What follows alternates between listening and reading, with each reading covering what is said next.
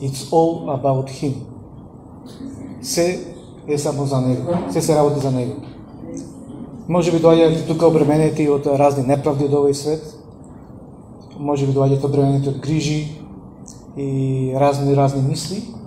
Меѓутоа мислам дека црквата е место каде што сепак решаваме да се фокусираме на она што е вистинското, на она што е најважното, а тоа е Бог. Тоа е Бог нашиот Создател. Амин. И мислам дека посебно важно е да имаме вистинска слика за Него. Вистинска слика за Божјото татковско срце. Бидејќи моје искуство е од мојот живот, а гледаме од животите на многу други луѓе, дека понекогаш завршуваме со, фала Богу, завршуваме со малку поинаква, искривена слика за Бог и за Неговото срце за нас. Ми дојде зборот девијација. Знаете што е девијација? Скашнување, отстапување. Ми дојде ментална слика, се гледам себе си, дека сум очи во очи со Бог. Лице во лице. И потоа, најнаш отстапувам и сега го гледам Бог не под прав агол, туку под некој агол, не разбирате, под некој крив агол. И потоа се повеќе се вртам, и потоа се оддалечувам, и потоа веќе не го гледам Бог, туку само гледам Неговата слава, Неговата светлина. И тоа, мислам дека Светиот Дух ми каже дека тоа за често пати и ние во нашиот чекор со Господ, како да отстапуваме полека од вистинскиот пат, како да отстапуваме полека од вистинската слика за Него. Служувате со? И затоа е важно да имаме исправен поглед на Божјиот карактер, на Божјото татковско срце. Сушност, тоа е состојбата на целиот свет. Сите отстапиле од својот вистински идентитет и од вистинската исправна слика за Бог со Бог Таткото. Разбирате? Сите има еден израз исто на англиски lose identity, walk in independence. Значи, почна да чекорат во го изгубија вистинскиот идентитет, кој се, што се, и почна да чекорат во независност. Тоа е со целиот свет. Знаете како ми дојде слика исто на деца кои се како се вика, усвоени од разни фамилии. Да, посвоени. И бидејќи живеат од таа фамилија, ти се стекнуваат со некои искуства, со некои карактери, со некои карактеристики кои не се својствени за нив, не се својствени за нивната оригинална фамилија. Разбирате? Може би твоите биле музичари и во гените ти да бидеш добар музичар, ама те усвоиле некои дрводелци и ти работиш цел живот тешка физичка работа, а всушност си бил повикан за да баравиш некое. Така е со целиот свет. Како резултат на влијанието на нашите нации, како резултат на влијанието на нашите фамилии, на културата во која живееме, ние сме стекнали со некој погрешен идентитет и најчесто тој идентитет е дека живееш самиот да се снаоѓаш. Дека Бог не постои, ако постои, не се грижи за тебе, гајле му е и ти чекориш на независност и во неизвестност, не разбирате. И сега Господ сака да не врати во вистинскиот идентитет. Дека е тој наш татко, дека не смислил, дека не сака и не повикува да имаме полносен живот во Него. Амин? Важно е да си има исправен поглед кон Господ и да отстапиме, да не скашнуваме лево или десно. Еве ќе кажам некој пример од Библијата, кој што верувам Светиот Дух ме посети да ги се сеќавате во Броеви 21:9. Мислам дека тоа е 4-та книга Мојсеева. Се зборува дека евреите се наоѓаат во пустината и се биваат нападнати од змии. И змиите се смртоносни и каснуваат, умираат. И тоаш Бог му кажува на Мојсе да издигне змија, како идол, ја воздигне таа змија и секој кој ќе гледа во таа змија, иако биде касне, ќе преживее и нема да умре. И така да може во нашиот живот ние биваме каснати од некои лути змии, кои што не јадат и се многу лути и боли. И ни доаѓа сите змии да ги убиеме, да се бориме со нив. Меѓутоа, знаете што? Ме посетува сепак да се фокусираме на Бог. Затоа што Змијата беше слика на Исус. Исус кој што ги зеде нашите гревови. Исус кој што ги зеде нашите болести. Исус кој што ги зеде нашите проклетства. И гледајте во Него ние се исцелување. Така да верувам дека ви изборува овој пример. Има еден друг пример за Петар во Матеј 14:30. Го виде Исус дека чекори по вода и најнаш му дојде вера. И му рече, и јас можам. Господи, ако ме повикаш, ќе дојам кај тебе. Ќе чекорам по вода. И Исус му рече, да, дојди. И Петар почна да чекори. И тоа потоа се опули, во битолски викаме, се опули во ветрот, се исплаши, скршна погледот од Исус, најверојатно кога го гледал Исус и чекора по вода. И тоа се сврте кон ветрот, кон околностите и почна да тоне. Има друг пример. Овој пример би зборува дека треба да чекориме до крај, да го гледаме фокусот во Исус. Знаете што се случи тоа? Има во Јован 21:3. Ово е откако Исус бил раснат, бил убиен и бил погребан. И учениците како да се малку дезориентирани, можам да ги замислам и се собираат заедно и се не знаат што да прават. И чекат кон Петар. Петар секогаш ќе неголемиот ентузијаст, тој ќе смисли нешто што да правиме. И Петар мисли, јас ќе дам по риба да си. Се враќа на истото, се враќа на познатото. Ќе дам јас по риба. И навидом како да го изгубија фокусот, ме разбирате, како да скршна. И често пати ние скршнуваме кон нешто што ни е познато. Јас знам дека си правев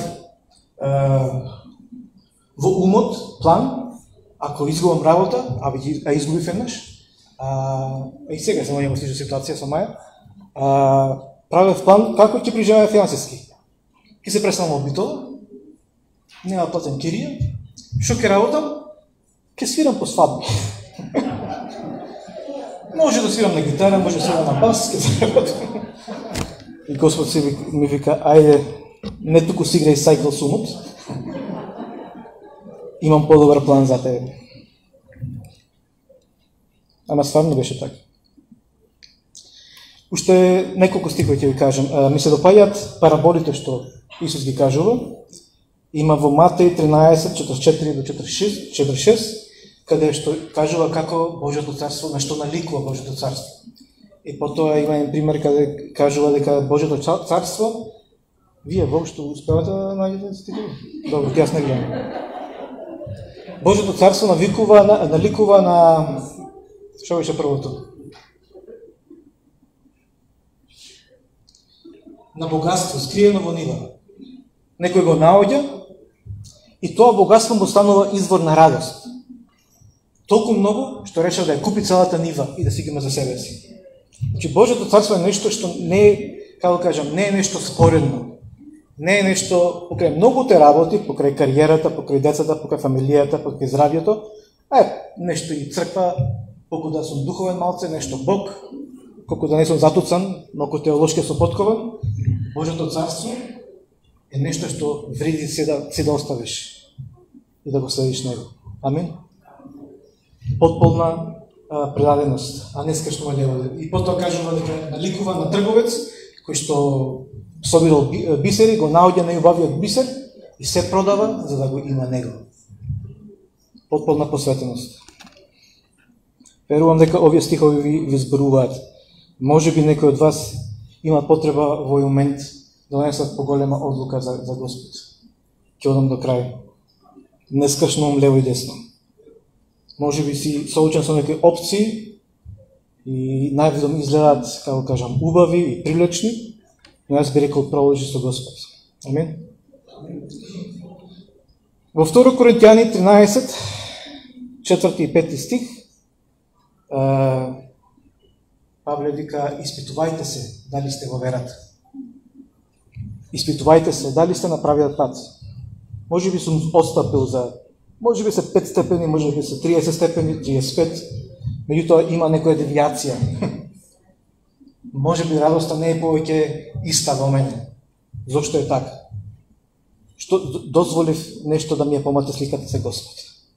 Пајде да разгледаме кои се некои причини за девијација, за скршнување, за отстапување од правиот физички пат и правата вистинскиот поглед на кон Бог.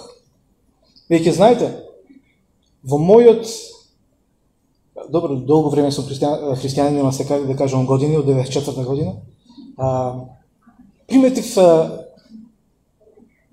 браќа и сестри кои на почетокот биле запалени за Исус и евангелизирале, како нашите драги браќа од Германија, од Англија, каде беа. И на крај, сега ако ги видиш, се подеднакво запалени за некоја политичка опција, за некоја партија. Имале вистински ентузијазам за Божјото царство, за евангелизација, сега решиле некоја политика да следат. Има такви случаи за жал.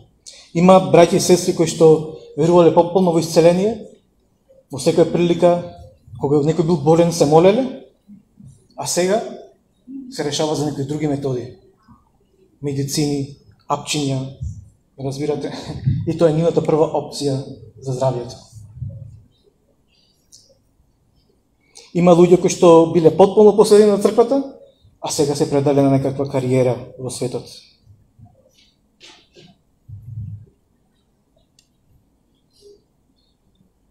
Зошто се случуваат овие работи? Господ повторно ми даде слика дека кога си во лице директно со Бог, Бог со Бог, лице во лице, сушто ми даде дека секојаш постои, како кажам, некој измеѓу кој ти е авторитет и ти е засенува сликата на Бог. Или ти е појаснува на почетокот, меѓутоа на крај завршуваш, ти е засенува. Тоа е, јас би го нарекол проклетство на посредништвото, затоа што никогаш не се навикнал директно да бареш од Господ, директно црпиш од некој, туку мора да е посредно. И најчесто со некој авторитет. И така најчесто луѓе скршнуваат затоа што дозволиле некоја личност или било што да им стане преголем авторитет во нивниот живот. Дај разбирате што да кажам. И поради тоа се случува таа девијација. Бидејќи сега се мора да биде посредно преку откровенијата на таа личност, преку незините проповеди, преку незиното помазание. А всушност Господ те вика лице во лице. И често пати, може би таа личност едноставно само ќе направи да бидеш незин клон, ќе стави својата ДНК од тебе, ама ти вистински не чекориш по патот кој што Господ го ставил за тебе. Ако нешто Господ ми зборува последно време, дека ова не е време на гуруа, ова не е време на професионалци, кои навидом знаат се, и ако нешто ти те затреба, само ќе го прашаш него и тој ќе ти објасни, ќе ти кажи и ти не мора да мислиш. Јас верувам дека ова време на аматери, кои откриваат Божји вистини точка по точка, дел по дел. Амин, се служуваме со ова? Видите, кога имаш преголеми авторитети во својот живот, најверојатно ќе сака направат копија од тебе. И мене ми е многу жалко ќе видам браќа и сестри, барајки да слушат на Господ, се впрегнуваат себе си да копираат други луѓе. Разбирате, кои што се нивни авторитети, сака да бидат како нив. Многу одамна имав еден пријател, кој што имаше многу ниско мислење за мене и јас се фрустрирав. Сите ги слушам, мене ништо да ме слушат. Јас знам нешто во животот. А јас нешто ќе кажам, нема врска. Ама тој што кажа, така е. И после му се жалам на Бог и да му кажам Свети Душе, што е работата? Зошто ова личност има толку ниско мислење за мене? Па вајде јас нешто вредам. Вајде јас нешто од Господ кажувам. И тој Светиот Дух ми кажа, таа личност има толку ниско мислење за тебе, затоа што има некој во низиниот живот кој што има превисоко мислење за него. Разбирате? Има преголем авторитет во нивниот живот. И сиот авторитет што може го даде, го дала на таа личност, почитување, вредност, и затоа другите не ги вреднува. Не сакаме се најдемо таква ситуација. Поред? Бидејќи тоа ќе предизвика искривеност. И јас ве охрабрувам. Дружете се со повеќе луѓе. Немајте само една личност со која само со неја се консултирате, само со неја се молите, само со неја разговарате.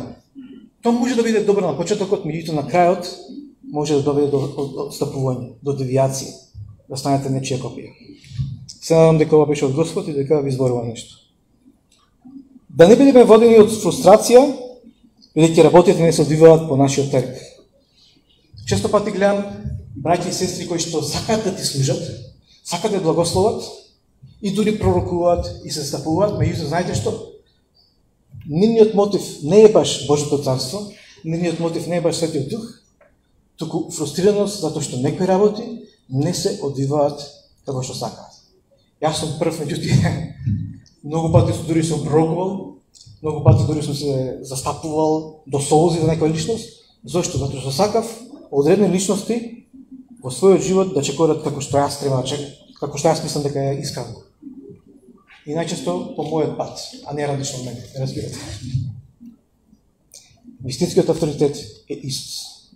Повторно да викам, време е за некои од вас да почнете директно да го барате Господ. Затоа што тие авторитети, тие јаки личности, ќе ги имате од вашиот живот, може би ќе ги снемате, разбирате? Што сега? Важно е да развиеш вистински интимен однос лице во лице со Господ.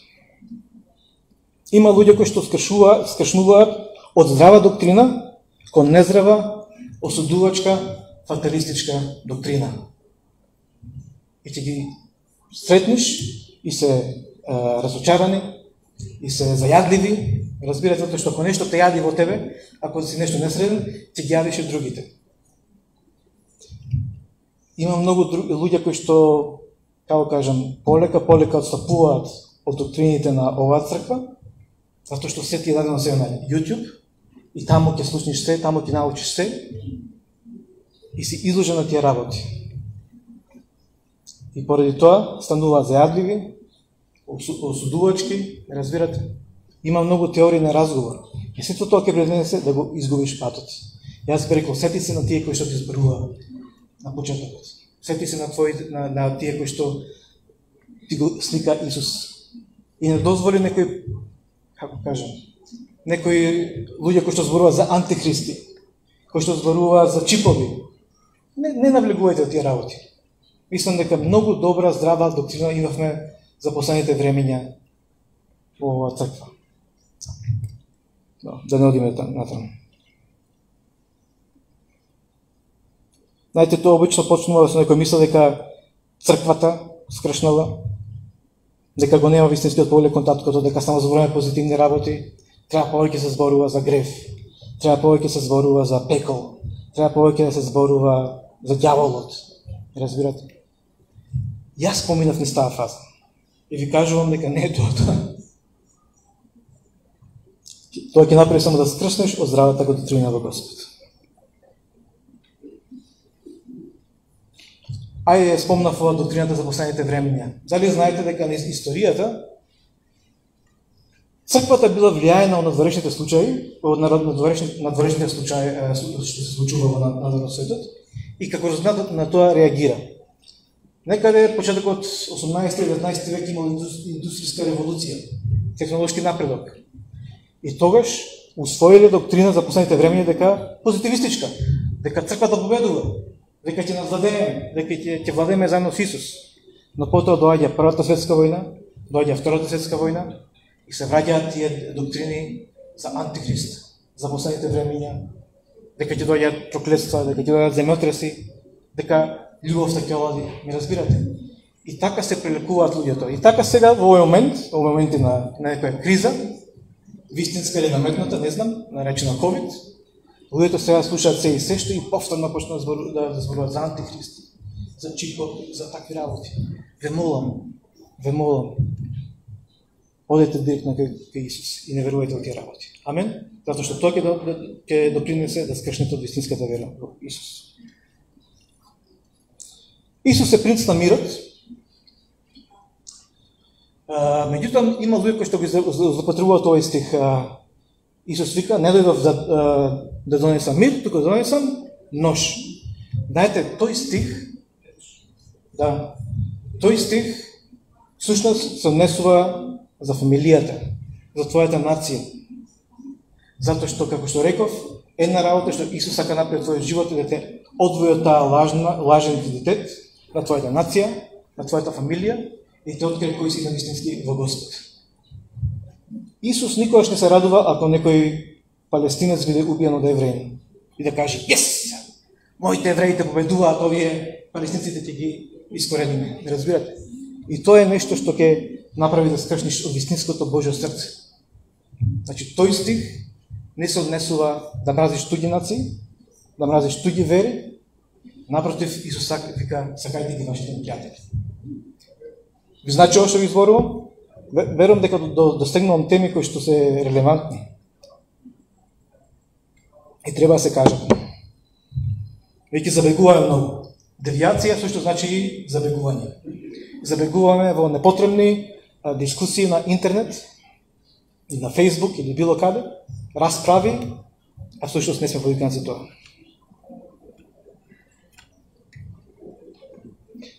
Една работа што Господ ме научи е дека тука на земјата, знаете каков судски систем имаме? Казнив.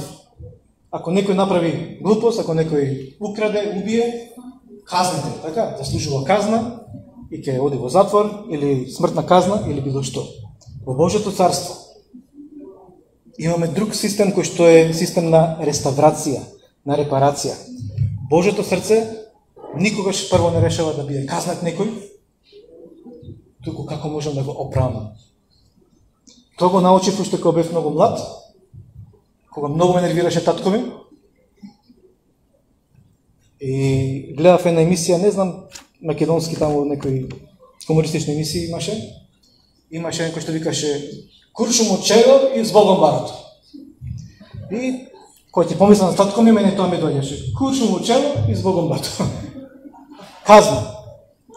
Арнама, Светиот Дух виде какви мисли ми доаѓат и почна ми зборува за татко ми, да ми открива работи од неговото минато. Што му се случиле? Да ми открива какви рани доживеал и зошто е таков како што е, а дека сепак не сака. Уште тогаш Господ ми кажуваше дека Бог е Бог на реставрација, а не на казна. Разбирате? И така е сверувам дека како Божи чеда не е наше луѓето да ги плашиме со пекол и со ѓавол и со проклетство. Туку да им кажуваме за Божјата татковска совршена љубов за нив и да дојдат до вистинскиот идентитет, да не бидат водени од националното, да не бидат водени од културолошкото, да не бидат водени од разноразни други работи. Веќе знаете пошто се познава дека е нешто од Господ? Ако е нешто, вика, добрите плодови кажува дека ќе биде од Господ. Ќе има добри плодови, ќе има љубезност, ќе има пројава на духот. Ако има фрустрација, ако има гнев, мислам дека не е од Господ. Прикај сум некаде, може би. Сте виделе многу млади луѓе по кафичите каде што нон-стоп се гледат на телефон? Да. И се чудите, седнале, например, две некои девојки и наместо разговараат меѓу себе, тие и едната и другата на телефон. А излегле заедно да зборуваат нешто. Дали го осудуваме тоа дека не треба? Светот Дух ми кажа, не, тоа е добра работа. Како е добра работа? Ми кажа дека ние секојаш така треба да бидеме. Кога се дружиме со некои луѓе, ностоп да го имаме вклучен мобилниот телефон, комуникација со Бог. Разбирате? Во секој момент комуницирам со Бог. Комуницираме со другиот човек, меѓутоа комуницираме со Бог. Сушто неодамна се случи, бевме во Битола, и една моја драга личност, која што многу ја сакам, не сака да ја спомнувам, разговараше со мајка ми, ама разговараше со телефонот. И се игра на телефонот нешто, нека игричка, или зборува со некого, и се разговара. Јас дојдов и кажав, не е жена ми. Што треба направиш кога лажиш, вака е? И дојдов на таа личност, што многу ја сакам, и реков, од сега, кој ќе разговараш со мајка ми, очи во очи. Не може и телефон и со неја. Меѓутоа Свети Дух ми кажа, всушност тоа е нешто што јас сакам ти да го правиш никога. Често пати се наоѓам себе си навлечен на некоја конверзација и потполно се одлепувам од Господ. Потполно се откачувам од Господ. И знам дека сета конверзација била, како кажам, на човечко ниво. А не бил вклучен интернетот, не било вклучено Божјото царство, не бил вклучен Светиот Дух. Го прифаќам? И така од сега Ако ми видите дека ви зборувам, ама нешто ми лета умот, се обидувам да... Значи, имам фокус во вас, ама се обидувам да слушам од Господ, затоа што сум премногу со човечка мудрост и не сакам да ви кажувам човечка мудрост. Амин.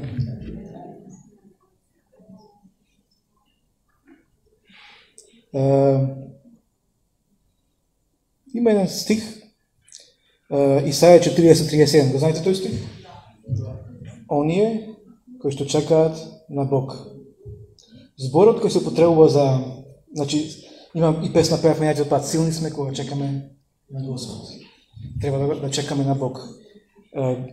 Еврејскиот збор кој тука се спомнува е кава и во коренот на тој збор значи да бидеш, некои го преведуваат да чекаш на Господ треба, некои преведуваат да се надеваш на Господ, а всушност коренот на зборот е тубајн, да бидеш заплеткан во нешто. Да бидеш плеткан во Господ. Значи, оној кој чека во Господ, се заплеткал околу Господ, во Господ. Нема други опции, не разбирате? Се е околу Него. Се вплетка во Него и... Да. Јас кога дојдов тука, некаде околу 5 сатот, видов многу заплеткани кабли, затоа што некои нелегално ги користел нашите инструменти. И една од најголемите фрустрации во мојот живот е да отплеткувам кабли. Можете да се замислите, грмеше во сите холк. Некои луѓе се уплашија. Затоа што ми требаше 15 до 20 минути да ги отплеткам сите кабли. И замислете си како се чувствува дјаволот, кога сме вплеткани во Господ. Да не може да отплетка никако. Во Него сме потполно. Така, ајде се вплеткаме во истински работи, да не се вплеткаме во некои работи, кои што не се од Него. Бидејќи предизвик во овој свет, предизвика да не се волечиш во работи кои не се од Господ, кои ќе ти крадат енергија, кои ќе ти крадат радост, кои ќе ти крадат ентузијазам. Предизвик е да не се предадиш премногу само на со своите работи, да живееш егоистичен живот, само за себе си, мене, моето, мојата фамилија, моите деца. Јас и Маја намногу пораснавме кога решивме да станеме водачи на домашна група, тогаш клетки ги нарекувавме. И најнаш од нашите собствени афери, од нашите проблеми, финансиски било какви, почнавме да се грижиме за луѓе. Свативме дека и тие имаат проблеми, дека и тие имаат предизвици, дури многу поголеми од нас. И тогаш нешто направи Господ, затоа што се фокусиравме сега на други луѓе. Често пати, може би решение за нас е да почнеме да се фокусираме на други луѓе. Премногу се фокусираме на нашето. Сакаме прво сите работи кај мене дома ми се средени, децата се е суредено, направено, ручек, манџа, се. Тогаш може би, Господе, ќе ти дадам време.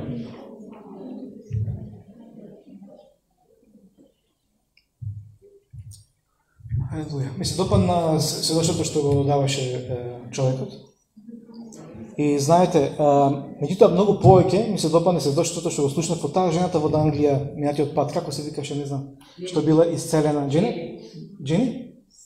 Што била исцелена мултипла склероза. Се сеќавате на нејзиното сведоштво? Да. Јас порано зборував дека сакам таков вид на исцелување, на самоисцелување. Бидејќи ние секогаш сакаме посредно, така да не се потрудиме малце, да не се помачиме. Некој ќе дојде кој што има поголема вера од нас, ќе се помоли, ќе не исцели и супер. Разбирате? А кој беше нејзиното сведоштво? Болна од мултипла склероза, меѓутоа, како кажам, си го развива интимноста со Господ. Слушал Него и најнаш дојде тој збор компулсивност и откровение дека таа цел живот била компулсивна. Знаел дека е компулсивна, а знаете што значи тоа? Ако јас не го направам тоа, никој друг нема подобро да направи од мене. Разбирате? Сакам да контролирам се. Тоа го знаела дека е таква, меѓутоа си го оправдувал. Но сега најнаш Светиот Дух го потврдил. И кога прифатила тоа, кога решила се откаже тоа, Господи, јас сум таква, не сакам да бидам, сакам да бидам, да не ликам повеќе на Тебе. Знаете, нешто што било скршено во духовното, се скрши и во физичкото. И таа пророде. Повеќе таа таа сила, таа болест немаше власт над неа. Јас верувам дека ќе слушаме многу такви сведоштва. Ќе слушаме како луѓе се молат за нас со голема вера и исцелуваат. Меѓутоа, знаете што? На крај се сведува на твојот однос со Господ, на твојот чекор со Господ. Затоа што многу луѓе беа исцелени и демони беа изгонети од нив, меѓутоа повторно дојдоа, им се вратија, затоа што нема однос личен со Господ. И не продолжија по вистинскиот пат, туку отстапува, скршнува. Алелуја. Верувам дека како црква сме повикани сите да чекориме кон вистинската визија од Бог за оваа црква. Ајде ќе прочитаме последниот стих, Псалм 133:1-2. Кој го знае тој стих?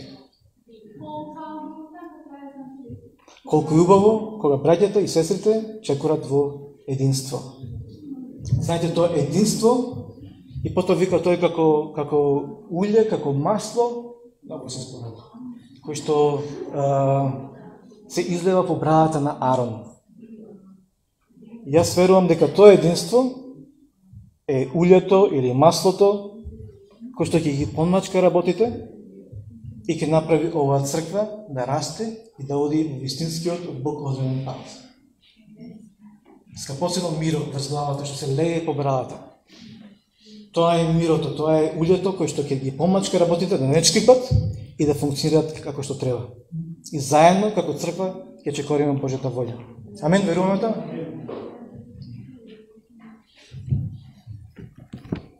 Кога го славиме Бог во дух и вистина, кога поминуваме време во неговото присуство, кога примаме положен совет или пророштво, кога слушаме од Бог вдахновена проповед како мојата, сето тоа е момент кога го подесуваме дишанот.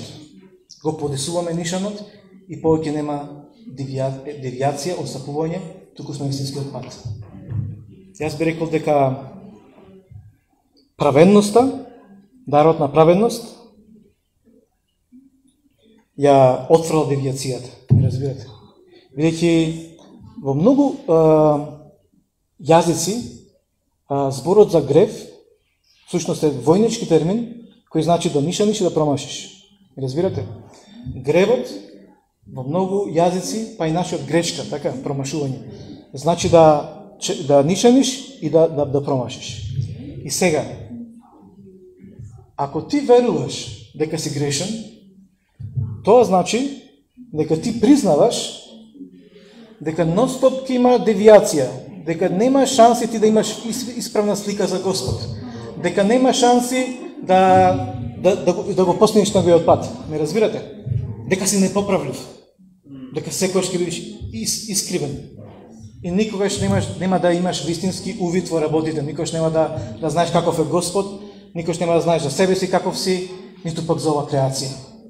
Меѓутоа, ако прифатиш дарот на праведноста, тој ја отфрла таа девијација. Не разбирате? И сега, праведноста да вика во исправен пат си со Господ. Во твојата природа сега е да имаш исправен однос со Господ. И нема повеќе оправдување да кажеш, не, јас сум забеган, секој ќе си бидам забеган.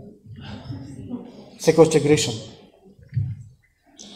Меѓутоа, кога прифаќаш тој дар, и така да спомнете си, секојаш, дури ако се најдете себе си дека сте биле во некоја девијација, сепак јас сум Божји син и ќерка, јас сум оправдан со Христовата праведност и јас имам капацитет да го пронајдам вистинскиот пат. Јас имам капацитет да гледам право во Бог очи во очи. Колку и да изгледа ситуацијата неизбежна. Верујте, јас сум бил во такви ситуации. Кога не сум, како да кажам, кога аголот на отстапување од Божјата волја не е 5-10 степени, туку 90, 180 море. Позади него противник останува. Се бунам. Меѓутоа таа праведност победува. Кога ќе се смириш пред Господ и кога ќе решиш тоа не е вистинскиот мој идентитет. Амин. Во 1 Коринтијани, ајде ќе кажам нешто за Господата вечера, затоа што е спремна и ќе земам Господа вечера. Во 1 Коринтијани 10:16-17 да видиме што кажува. И сега ќе го читам, ќе го чекам мојот син 50 минути да најде. Меѓутоа јас чекам на Господ, преткан сум во Него и нема да се изнервирам.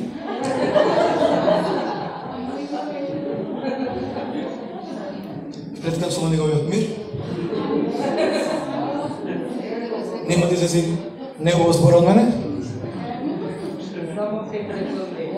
Па некој ще му кажам мачко. Чашата на благослов, што ја благословуваме, не е ли за нешто во Христовата крв? Лебот што го кршиме, не е ли за нешто во Христовото тело?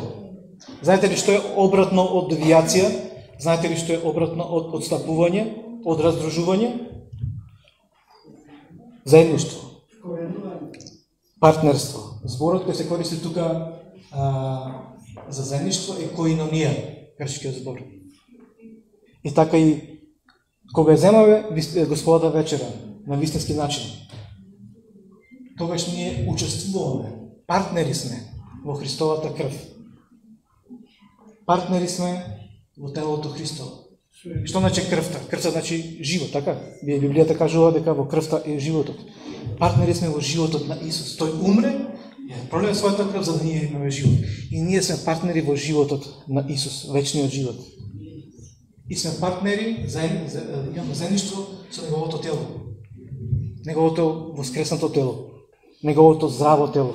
Неговото моќно тело. Разбирате? Во Него сме бесмртни. Така да, кој ќе го земаме сега Господовата вечера, кој ќе благословаме оваа чаша, виното, и кој ќе го земаме левот, да знаеме дека ние не сме скршнати од Господ, туку сме во Него. И ако сме скршнали ние, тој никогаш не скршна. Тој никогаш нема да отстапи. Тој никогаш нема да го отстапи својот поглед од нас. Амин. Ајде ќе се помолиме, па може би нешто ќе сака да каже Мими или ќе почнеме со Господа вечер. Фала ти, Господи Боже мој. Ти знаеш наша ситуација во која се наоѓаме, Господи Боже мој. Мојата на моите браќи и сестри, Господи Боже. Јас се молам, Господи, секакво отстапување од Твојата волја, секаква девијација, Господи, секаков погрешен, искрен поглед на Тебе, Господи. Во моите браќа, кои се тука и сестри, и они кои што не слушаат и не гледат, Господи Боже мој, јас се молам, Господи, Ти да го исправиш, Господи Боже мој, со Твојата љубов, со Твојата благодат, со Твојата милост. Јас се молам, Господи, дека ќе да гледаме директно, лице во лице, не само преку посредници, Господи, и дека ќе кориме во Твојот пат, Господи. Ќе кориме во Твојата полнота, Господи. Зато сега, Господи, ја благословуваме оваа чаша, Господи, која што е заедништво со Твојата крв. Ја благословуваме овој леп, Господи, кој што е заедништво со Твоето тело, Господи. И се фокусираме, Господи, на она што Ти го заврши, Господи. Ја навестуваме Твојата смрт, бидејќи Ти умре за нас и ние умревме заедно со Тебе. И го навестуваме Твоето доаѓање, бидејќи Ти си известност, кој што ќе дојдеш, Господе, сигурно нема да задоцниш и ние ќе владееме заедно со Тебе. Во името на Исус. Амин.